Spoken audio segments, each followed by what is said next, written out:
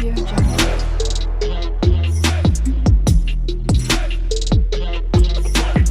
Audio Jungle. नमस्कार बच्चों, और आप सभी कैसे हैं? आप अच्छे होंगे। आइए हम सभी देखते हैं कक्षा 10 के अध्याय 13 को, जो कि सांख्यिकी है। और इसमें हम सबसे पहले डिस्कस करने वाले हैं फार्मूलों को। तो आइए शुरू करते हैं क्लास को।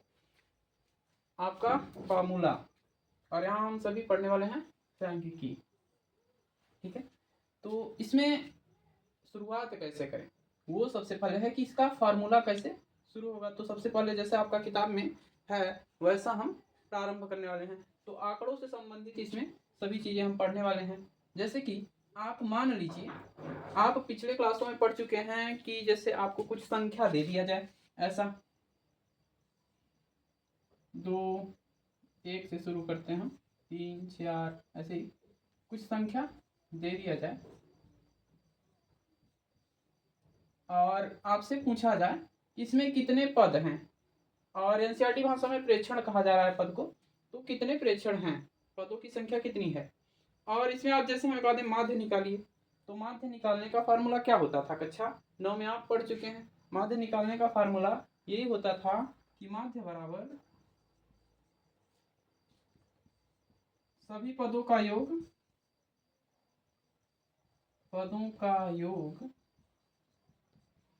बटे पदों की संख्या।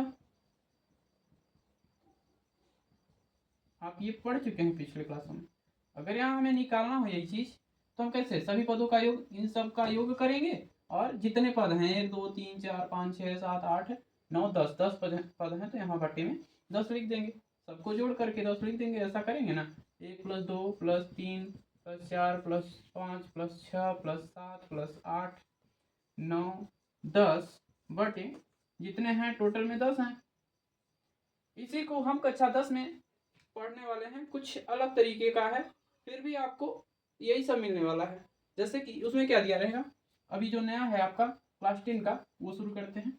जैसे कि आप जानते हैं, इसी चीज को हम ऐसा भी लिख सकते हैं ना कि x1, x2, x3, x4, x5, x6, x7, x8, या जितने भी संख्या हो, कोई दिक्कत नहीं है, कहाँ तक जा सकता है, n तक। मतलब कई संख्या इसमें शामिल हो सकती हैं। यही n को यहाँ n ना लिखकर, क्योंकि हम सभी पदों की संख्या को n से प्रदर्शित करने वाले हैं।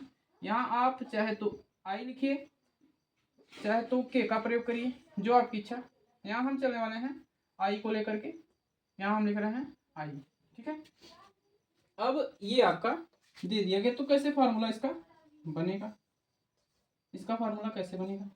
अब यहाँ पे माध्य लिखे हैं, माध्य हमें निकालना हो, तो हम क्या करेंगे, सभी पदों का योग के लिए हम क्या करेंगे, सभी पदों का योग के लिए हम कर सकते हैं आपका x1 + x2 + x3, और ऐसे आगे करके xi तक। ठीक है, पदों की संख्या कितना होगा तब, कितने पद हैं, तो हम लिख सकते हैं n पद हैं।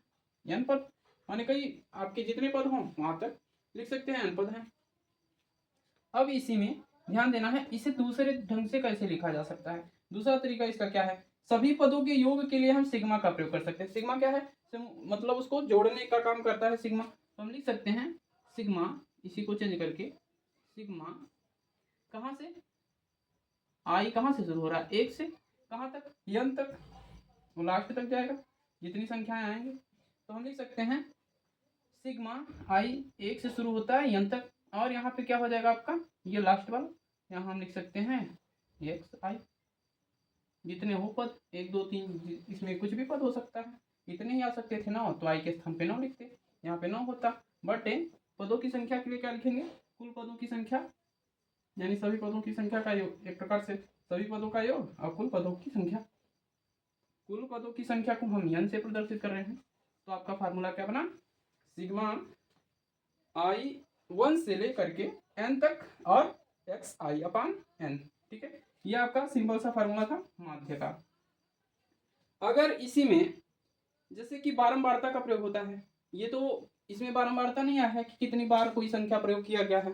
जैसा कि आप एक और इसमें हम उदाहरण लेते हैं, मान लेते हैं इसी को आगे बढ़ाते हैं, कुछ संख्याएं 9, 7 8, फिर 7 6 3 4 6, ऐसा आप जानते हैं, ऐसा हम आपको ये संख्याएं हो गई।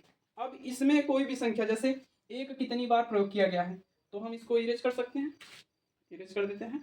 इसके बाद हम इसको समझते हैं कि इसके बाद का क्या है। आप स्क्रीनशॉट ले सकते हैं, आगे बढ़ते हैं। ये आपका सबसे प्रथम फार्मूला था तो इसको पहले हम लिख दिए हैं, अब इसे को इरेज करने वाले हैं। आइए देखते हैं इसके बाद क्या है।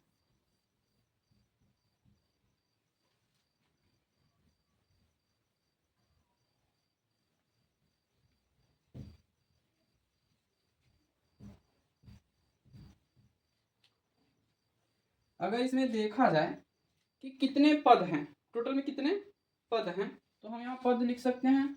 और कितने पद हैं, 1 2 3 4 5 6 7 8 9 10। अब इसके बाद यहाँ बारंबारता मतलब कितनी बार प्रयोग किया गया है, बारंबारता बटन, बारंबारता, ठीक है, बंटन का प्रयोग करने वाले हैं। तो बारंबारता में एक कितनी बार आया है, आपको पिछली कक्षा में ऐसा सीखे हैं, एक के लिए रोमन में हम ऐसा लिख देते थे, केवल ऐसा लिख देते थे। अगर एक ही बार आया है तो ऐसा लिख दिए, माने एक बार प्रयोग किया गया है। तो हम इसे यहाँ पे संख्याओं के रूप में लिखते हैं। संख्याओं के रूप में कैसे लिखेंगे, एक बार आया है तो एक लिख दिए। अब 2 कितनी बार आया है, एक ही बार आया है तो एक लिख दिए। फिर 3 कितनी बार आया है, तो यहाँ एक खो है, आपका देख रहे हैं ना, 3 यहाँ पे है और एक यहाँ पे है, तो 2 बार प्रयोग किया गया है इसलिए 2 लिख देते हैं। 4 कितनी बार आया है, एक फिर 2, 2 बार आया है, 2 लिख दिए। 5 कितनी बार प्रयोग किया गया है, एक और 2 बार ये भी। 6 कितनी बार प्रयोग किया गया है, 1 2 3 बार, 6 3 बार प्रयोग किया गया है। तो ये आप हम सामने कर दे रहे हैं, 6 कितनी बार, 3 बार। 7 कितनी बार प्रयोग किया गया है, 1 2 3 बार ये भी। 8 कितनी बार प्रयोग किया गया है, 1 2 बार। 9 कितनी बार, तो 9 एक बार, 9 भी 2 बार है। और 10 कितनी बार प्रयोग किया गया है, 10 आपका केवल एक बार प्रयोग किया गया है। इस प्रकार से आप इसमें देख सकते हैं, पद तो हैं ही, पद जितने पद होंगे एक बार पद लिखा जाता है कि 1 2, और ये कितनी बार आया है उसको यहाँ बारंबारता के रूप में लिखते हैं। अब इसका फार्मूला कैसे बनेगा, इसका फार्मूला ऐसे आपका बनने लगेगा, निकालना हो जैसे हमें निकालना है माध्य, ठीक है, माध्य। अभी भी माध्य निकाले थे जब केवल पद थे, बारंबारता नहीं था। अभी जब बारंबारता है तब माध्य क्या होगा, तो माध्य बराबर हम ऐसा लिख सकते हैं आपको कि पद जितने हैं, पद का बारंबारता में गुणा, पद को हम x से प्रदर्शित कर रहे हैं, बारंबारता को f से प्रदर्शित कर रहे हैं, स्मॉल f से, ठीक है, स्मॉल x तथा स्मॉल f से। अब यहाँ पे भी i का प्रयोग करेंगे कि कितनी बार आ रहा है संख्या, उसके लिए यहाँ पे भी i का प्रयोग और यहाँ पे भी i का प्रयोग, ठीक है। तो हम क्या करेंगे, अब जितने, अब यहाँ पे लिख सकते हैं इन दोनों का गुणा करते हुए, तो हम यहाँ लिख सकते हैं आपका f(i)(xi), या हम f1, क्योंकि शुरू तो 1 से ही होगा ना, f1 x1 plus f2 x2 फिर plus f3 x3 plus f4 x4, आगे आपका fi(xi), ऐसा कर सकते हैं। ये आपका क्या होगा, पदों की संख्या, सभी पदों का योग हो गया, ये पदों की सभी योग हो गया, इनका माध्यम जैसे बारंबारता तथा पद का आपस में गुणा हुआ है, और अपान अपान कुल पदों का योग, मतलब पदों की संख्या, अब लास्ट में लिखते हैं वही कुल पदों का योग ऊपर हो गया, पदों की संख्या नीचे होता है। तो क्या क्या प्रयोग किया गया है इसमें, आपका fi(xi), ये लास्ट में आपको लिखना पड़ेगा, लास्ट में जो लास्ट का आता है, हम यहाँ लिखते थे यहाँ पे, उसमें यहाँ लिखते थे, इसमें आपका ये लास्ट पद होगा। दूसरा तरीका क्या है इसको लिखने का, तो दूसरा तरीका देखिएगा, सभी पदों का योग सिग्मा का प्रयोग करते हैं हम लोग, तो सिग्मा का प्रयोग करेंगे, सिग्मा का प्रयोग करने वाले हैं, सिग्मा कहाँ से कहाँ तक, आई कहाँ से शुरू होगा, 1 से n तक जितनी संख्याएं आएंगी, और यहाँ पे आपका लास्ट वाला क्या है, f(i)(xi) अपान, अब नीचे क्या होगा, तो हम वहाँ पे आपका नीचे जो होने वाला है वो भी यहाँ पे, सॉरी यहाँ पे बारंबारताओं की संख्या होगा, ठीक है, f1 केवल उनका योग, जैसे हम यहाँ लिख सकते हैं, शुरू से लिखते हैं थोड़ा सा इसको, f1 f1 plus f2 f3, इस प्रकार से f4 लास्ट में आपका एफ आई ये होगा। तो इनका योग के लिए हम कैसे प्रयोग करेंगे, सिग्मा आई बराबर 1 से n तक और केवल एफ आई के स्थान पे सर क्या होगा, आई के स्थान पे हम ले सकते हैं 1 2 कोई भी प्राकृत संख्या, मतलब शुरू करेंगे 1 2 3 4 5 6 अनंत तक, ऐसे आप आगे बढ़ाते जाएंगे। ठीक है, ये आपको समझ में आया होगा। ये आपका दूसरा माध्य निकालने का तरीका है।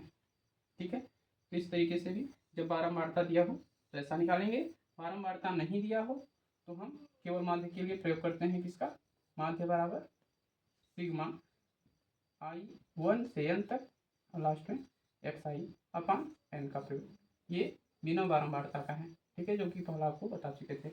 आइए इसके बाद हम सभी देखते हैं, इसके बाद हम सभी देखेंगे माध्यक। ठीक है, अब माध्यक में किसका किसका प्रयोग किया जाता है वो देखने वाले हैं। जैसे कभी कभी क्या होता है, विषम संख्याएं आ जाती हैं माध्यक में, और विषम संख्या के बाद सम संख्या भी आ जाती है, तो उसको निकालने का क्या फार्मूला है उसको हम सभी देखने वाले हैं। आइए देखते हैं, इसको हम इरेज करने वाले हैं, तो आप स्क्रीनशॉट ले लीजिएगा।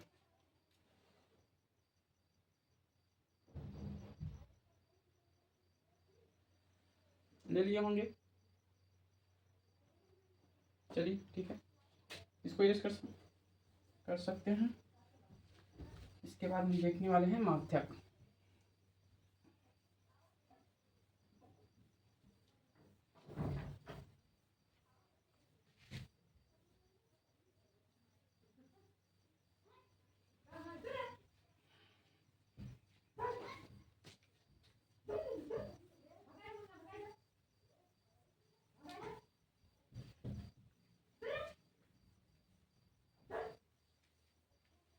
सर माध्यक निकालने का क्या है, माध्यक हम उसका प्राप्त करते हैं जैसे हमें बीज की संख्या प्राप्त करनी होती है, तब हम माध्यकों का प्रयोग करते हैं बीज की संख्या के लिए।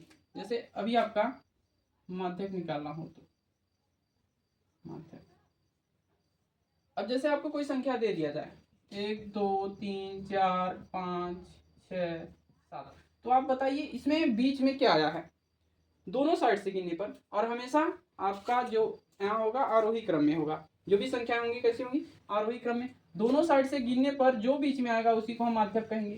तो 1 2 3 यहाँ पे, उसके बाद चौथे नंबर पे 4 आया है, पीछे से भी देखेंगे तो 1 2 3 चौथे नंबर पे 4 आया है, यानी हम इसको कह सकते हैं कि आपका माध्यक है। लेकिन ये कैसा माध्यक है, विषम संख्या है, इसलिए आपका ऐसा है। लेकिन सर यदि यहीं पे आपका सम संख्या होता तो कैसे निकालते हैं माध्यक, तो कैसे माध्यक निकालते हैं। अब देख सकते हैं आप 1 2 3 बीच में क्या है पता ही नहीं चल रहा है, तो बीच में आपको कोई संख्या ही नहीं दिख रहा है, तो कैसे आप माध्यक निकालेंगे। तो आइए हम सभी दोनों का फॉर्मूला देखते हैं और इसको हल करने का तरीका सीखते हैं। तो माध्यक में हम सबसे पहले देखने वाले हैं विषम संख्याओं का माध्यक। जब पद विषम में हो, विषम पद कैसा हो, विषम हो, जैसे आप सभी देख सकते हैं यहाँ पे हम फिर से कोई संख्या लेने वाले हैं, तो यहाँ पे आपका संख्या जो होगा यही संख्या हम फिर से ले रहे हैं 1 2 3 4 5 6 7 8 9, ये आपका कैसी संख्या है, विषम संख्या है, साथ में एक ऐसी संख्या है आरोही क्रम है। आरोही क्रम, सर आरोही क्रम क्या होता है, आरोही क्रम उसे कहते हैं जो बढ़ते क्रम में आगे बढ़ता है, एक एक उसमें जुड़ता जाता है, तो उसे ही आरोही क्रम कहते हैं, बढ़ते हुए क्रम को आरोही क्रम कहते हैं। तो आप देख सकते हैं ये बढ़ रहा है, 1 के बाद 2 आया, 2 के बाद 3 आया, 3 के बाद 4 आया, 4 के बाद 5 आया, 5 के बाद 6 आया, 6 के बाद 7 आया, 7 के बाद 8 आया, ऐसे 9 तक गया है। अब यहाँ पे ऐसा ही क्रम आपको लगाना पड़ेगा। आपको सवाल कैसे भी मिल सकते हैं, जैसे कि आपको इस प्रकार से संख्याएं दी जा सकती हैं, मान लीजिए 6 ही है, या इस प्रकार से संख्या आपको दिया गया, तो आपको इसे आरोही क्रम में लगाना है, तो जो सबसे छोटा रहेगा उसे सबसे पहले लिखेंगे। तो 6 कितनी बार प्रयोग किया गया उसको भी लिखेंगे, 1 2 2 बार प्रयोग किया गया है, उसके बाद आप 7 लेंगे, 7 3 बार प्रयोग किया गया, उसके बाद 8 है, उसके बाद 9 2 बार प्रयोग किया गया है, इस प्रकार से आप आरोही क्रम बनाएंगे। उसके बाद एक फार्मूला है जो कि फार्मूला लिखने वाले हैं, तो चलिए सबसे पहले देख लेते हैं फार्मूले को विषम संख्याओं के लिए। तो माध्यक बराबर n+1/2, ये किसके लिए है, ये है आपका विषम संख्याओं के लिए। जैसे अभी इसमें हमें ज्ञात करना है कि इसमें मध्य में क्या आ रहा है। ये जो संख्या 1 से 9 तक लिखे हैं इसमें मध्य में क्या आ रहा है, तो पूरी संख्या कितना है, टोटल संख्या यहाँ लिखा जाएगा, मतलब जितने पद हैं। तो यहाँ हिंदी में इसको लिख देते हैं पदों की संख्या +1/2। पदों की संख्या कितनी है, 9 है। 9 में आप 1 जोड़िए और 2 का भाग लगाइए, तो 9 में से 9 और 1 10 हो गए, 10/2 और 5। अब दोनों साइड से आप गिनेंगे कि आ रहा है कि नहीं, पांचवें स्थान पे कौन सी संख्या है, तो यहाँ देख सकते हैं 1 2 3 4 5, पांचवें पे ये है 1 2 3 4 5। तो इसे हम क्या कहेंगे, 5 को हम क्या कहेंगे, माध्यक कहेंगे। ठीक है, इस प्रकार से। अब ये तो सम के लिए हुआ, विषम के लिए चलिए देखते हैं। सॉरी, विषम तो ये था ही, अब सम के लिए देखेंगे, सम संख्याओं के।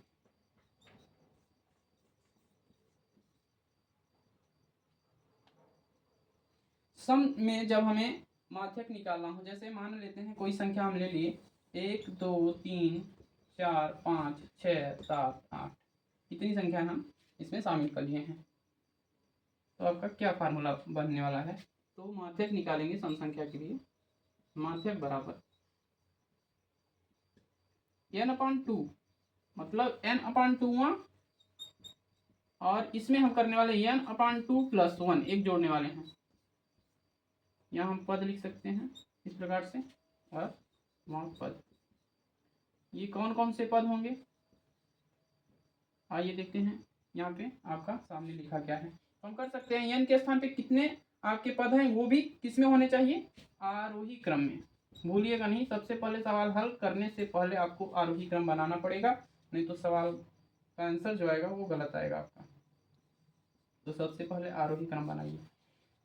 1 2 3 4 5 6 7 8, तो हम यहाँ लिख सकते हैं 8/2 वहाँ पद, और यहाँ पे आप देख सकते हैं 8/2 + 1, ऐसा कर सकते हैं 8/2 + 1। यहाँ पे 8/2 मतलब 4 चौथा पद, और यहाँ पे चौथा पद + पांचवा पद, मतलब एक प्रकार से आप देखते हैं जोड़ेंगे तो पांचवा पद अपने आप बनेगा। तो यहाँ पे लिखेंगे 4वां पद और 5वां पद, 5 पद। चौथे और पांचवें के बीच में, आप चौथे और पांचवें के बीच में जो संख्या बनेगा वही आपका सम संख्या में माध्यक होगा। 1 2 3 4, और इधर से देखेंगे 1 2 3 4, इसके 4 और 5 के बीच में जो संख्या आएगा वही आपका क्या होगा, सम संख्या का माध्यक होगा। ठीक है, इस प्रकार से आप यहाँ पे देख सकते हैं फार्मूले, जो कि विषम और सम संख्या का माध्यक निकालने का फार्मूला था। फार्मूला आपका यहाँ पे है, और ये आपका एक है। आपको एक चीज और आपके इसी चैप्टर में दिया गया है, बहुलक। अब बहुलक क्या है, तो जो सबसे अधिक बार आए संख्या उसी को हम उसका बहुलक मान लेते हैं। जैसे कि चलिए उदाहरण में देखते हैं हमें बहुलक, इसको इरेज कर सकते हैं। स्क्रीनशॉट लेना चाहते हैं तो आप स्क्रीनशॉट ले सकते हैं। चलिए ठीक है, साफ कर दीजिए।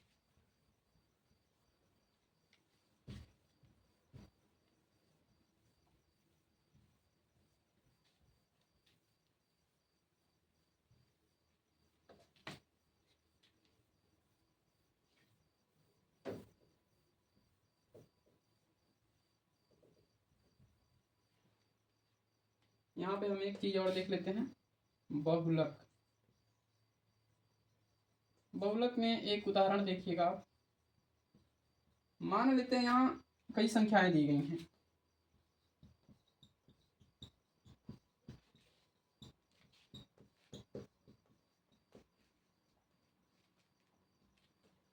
इस प्रकार से कई संख्याएं आपको दे दिया गया है।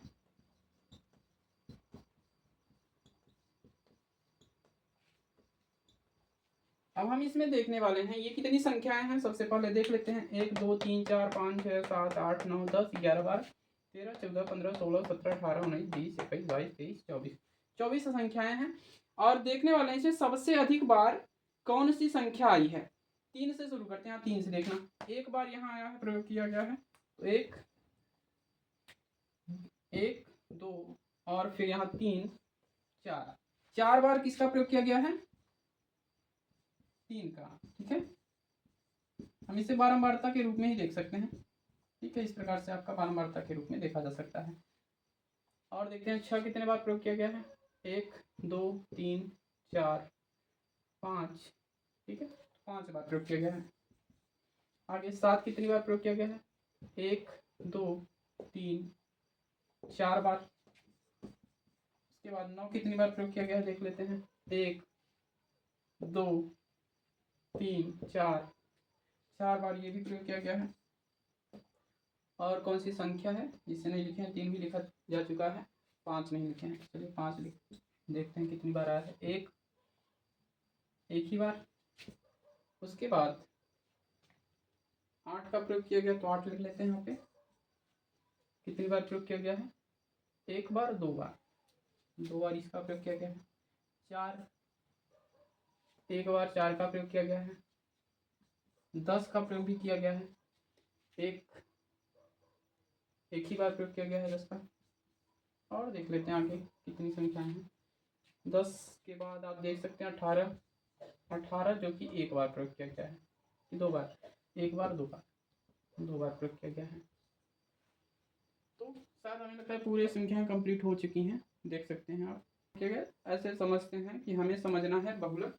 तो सबसे पहले इसमें ये देखिए कि सबसे अधिक बार कौन सी संख्या आया है, उसको बाद में देखेंगे कि क्या आया है। सबसे अधिक बार इसमें कौन सी संख्या जो कि सबसे अधिक बार आया है, वही आपका क्या होगा? बहुलक होगा। तो आप देख सकते हैं पूरी संख्याओं में सबसे अधिक बार दिख रहा है 6, 6 जो कि 5 बार आया है। और तो आपका 6 क्या होगा? बहुलक आपका क्या होगा? बहुलक आपका 6 हो जाएगा। ठीक है, इस प्रकार से आप देख सकते हैं कि आपके सभी फार्मूले हो चुके हैं। इसके बाद हम सभी चलने वाले हैं अभ्यास पर सांख्यिकी के, जो कि आपका 13.1 का प्रश्नावली चलने वाला है। तो हम अगले वीडियो में देखने वाले हैं प्रश्नावली संबंधित सभी प्रश्नों को। तो तब तक के लिए गुड बाय, जय हिंद। फिर मिलेंगे हम 13.1 के साथ।